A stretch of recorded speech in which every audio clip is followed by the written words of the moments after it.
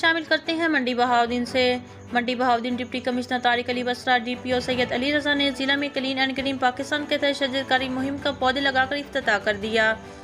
ضلع بھر میں 8 لاکھ پودے لگائے جائیں گے۔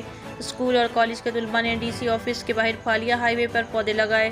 منڈی بہاؤالدین میں حکومت پنجاب کے گرین اینڈ کلین پاکستان کی مہم کا ڈپٹی کمشنر طارق علی بسرا اور ڈسٹرکٹ پولیس آفیسر سید علی رضا نے اشوک نامی پودے لگا کر باضابطہ طور پر شجرکاری کا افتتاح کر دیا۔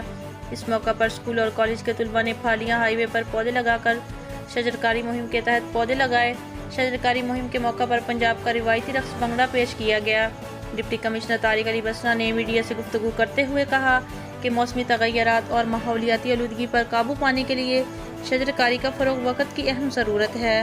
ہم سب نے مل کر شجرکاری مہم کو کامیاب بناتے ہوئے نہ صرف پودے لگانا ہے بلکہ ان کی حفاظت بھی کرنی ہے۔ محکمہ جنگلات کی معاونت سے محکمہ صحت اور ایجوکیشن کو 30,000 پودے تقسیم کیے جا رہے ہیں۔ ڈپٹی کمشنر طارق علی بسرا نے کہا کہ محکمہ جنگلات کی معاونت سے مزید 8 لاکھ پودے تینوں تحصیلوں کے اسسٹنٹ کمشنرز صاحبان کی مشاورت سے اور ضلع بھر کے کسانوں میں تقسیم کیے جائیں گے۔